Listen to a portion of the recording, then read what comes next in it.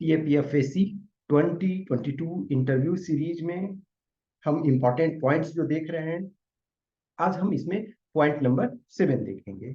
बहुत सारे छोटे छोटे पॉइंट्स होते हैं, उसको आपको ध्यान रखना चाहिए।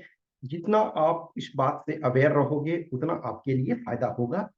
सो इस पॉइंट नंबर 7 में हम देखेंगे कि जो भी आप इंफॉर्मेशन, जो कुछ चीजें आप बताते हो, वो उसके बाद साथ आपके पास एग्जाम्पल्स के बैकअप होने चाहिए। ए लॉट ऑफ टाइम्स जैसे इंटरव्यू में, मॉक इंटरव्यू में भी क्वेश्चंस मैं पूछता हूँ स्टूडेंट से, what are your leadership qualities. तो आप ये बोलते हो जो भी है, कंसिस्टेंट हैं, परसिस्टेंट हैं, करेजियस हैं, एम्पैथेटिक हैं, सिंपैथेटिक हैं, व्हाटसोएवर यू से, आपके पास वो एग्जाम्पल होनी चाहिए। अब ये नहीं कहोगे ना कि सर फ्यूचर में मैं उसको करूंगा, नहीं, आपके पास अभी एग्जाम्पल होने चाहिए। जो भी कैंडिडेट्स हैं, जो भी एस्पिरेंट्स हैं, ऐसा नहीं है कि आपको जो एग्जेम्पलरी करेज दिखाने का जो मौका मिलता है वो जंग के मैदान में ही होता है, नहीं, ऐसा नहीं है। आपको एवरी टाइम, एवरी प्लेसेस पे जहां भी आप लोकेटेड हो, वहां कुछ ना कुछ आपको जीवन में मौका मिलते रहते हैं। तो हमेशा ध्यान रखो कि जो आप कुछ बोल रहे हो उसके आपके एग्जाम्पल्स बैकअप होने चाहिए, कोई इंस्टांसेस, कोई नैरेटिव्स आपके लाइफ में होने चाहिए। बैकअप, जब आप एग्जाम्पल से कोई चीज को भी देते हो तो वो जस्टिफाई होता है कि yes, what ever I am saying it correctly. अब फॉर एग्जाम्पल जस्ट सिंपल लो कि सर मेरी प्रिपरेशन बहुत अच्छी थी पेपर 1 में, मैंने बहुत अच्छी प्रिपरेशन की थी, लेकिन मार्क्स कितने आ रहे हैं? यदि 130 आ रहे हैं, दैट्स मीन आपकी प्रिपरेशन में कुछ कमी थी। या आप बोलते हो कि मैं क्लास का सबसे अच्छा स्टूडेंट हूँ, तो आप बताओगे कि किस आधार पे? ये कोई जरूरी नहीं, मे भी आप बहुत अच्छे स्टूडेंट, क्लास के सबसे अच्छे स्टूडेंट हो, लेकिन हो सकता है मार्क्स आपका कम आ रहा हो, लेकिन फिर भी आपको जस्टिफाई करेगा कि इन पैरामीटर्स पे एक अच्छे स्टूडेंट की पहचान जो होती है ये होती है। तो इन पैरामीटर्स के आधार पे हम एक अच्छे कैंडिडेट हैं। कहीं भी किसी भी चीज का जो एग्जाम्पल्स होता है, वो एग्जाम्पल जो होता है आपका बैकअप करता है।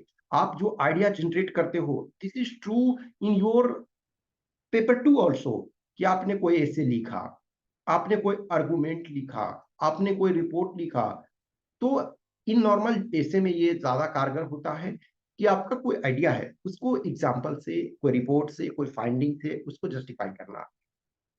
लेकिन यहाँ आपको इन नॉर्मल जो है पर्सनल लाइफ से रिलेटेड जो है वो पूछा जाता है, या कुछ सिचुएशंस ऐसे बोल रहे हो, रचे यूक्रेन क्राइसिस या जो भी है, उससे आप क्या सीख रहे हो, तो या फिर बोलते हैं कि वॉर जो है हार्मफुल है कैसे, तो आपको एग्जाम्पल देना पड़ेगा कि फर्स्ट वर्ल्ड वॉर में हमने देखा इतने लोग पेरिस्ट हुए, इतने लोग का डेथ हुआ, इतने लोग डिसेबल्ड हुए, सेकेंड वर्ल्ड वॉर में उससे ज्यादा कैजुअलिटी हुई, या हमने देखा कि हिरोशिमा और नागासाकी पे अमेरिका ने बॉम्ब ड्रॉप किया, उससे लाखों लोग मरे और बहुत सारे लोग प्रभावित हुए।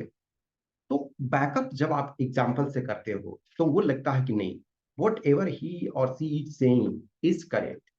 Everyone has lived his or her life more than 20 years. जब आप इंटरव्यू में अपियर हो रहे हो तो कम से कम आप 20+ ईयर्स के तो हो ही। इनफैक्ट जब लास्ट आपने एग्जाम दिया था तो 1 अगस्त को एटलीस्ट आप 20 ईयर्स के हो चुके थे। 1 अगस्त 22 को ही आप 20 ईयर्स के एटलीस्ट हो गए थे, तभी आप 22 के लिए एलिजिबल थे।